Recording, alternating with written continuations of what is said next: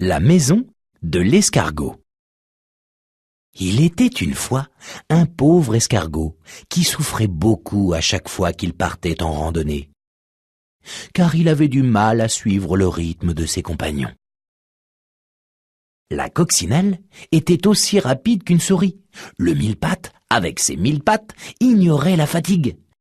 Le scarabée prenait même le temps de faire des escapades vers les fleurs. Le pauvre petit escargot, lui, peinait, soufflait, transpirait, tout seul et loin derrière, abandonné par les autres, qui n'avaient plus la patience de l'attendre. Quand le petit escargot parvenait enfin à rejoindre le groupe, les autres petites bêtes s'étaient déjà bien reposées, avaient bien mangé et, après avoir bien joué, avaient préparé le campement et dormaient depuis bien longtemps. Et comme il n'y avait plus de place, le petit escargot devait coucher à la belle étoile. Mais chaque matin, obstiné, il reprenait la route, espérant toujours rattraper ses amis. Pour ne pas s'ennuyer pendant le parcours, il sifflotait, regardait à droite et à gauche, saluait les petites bêtes qu'il rencontrait. Un jour, qu'il avançait le nez en l'air pour admirer le vol d'un beau papillon, le petit escargot buta sur une surface dure qui lui fit perdre l'équilibre. « Oh ben ça alors, mais qu'est-ce que c'est ?»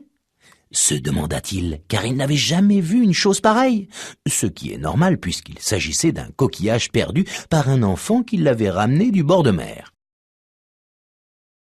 D'un naturel curieux, et comme la chose ne bougeait pas, le petit escargot alla voir de plus près et inspecta l'intérieur attentivement. En y pénétrant, il s'aperçut qu'elle était parfaitement à sa taille et de plus très légère à porter. « Ah, c'est super !» jubila alors le petit escargot. « Je vais m'en faire une maison !» Et il se mit en route, le coquillage sur le dos. Quand il arriva au campement, tout le monde dormait déjà. Mais le lendemain matin, en sortant de son coquillage, le petit escargot remporta un très grand succès. Et toutes les petites bêtes ressentaient une pointe d'envie. Ainsi, le petit escargot n'avait plus besoin de se construire une maison chaque nuit. Il ne craignait plus ni le grand soleil, ni la pluie, et pouvait faire une sieste quand il le voulait.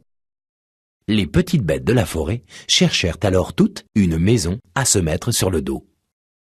Mais en fin de compte, il n'y en eut que pour l'escargot.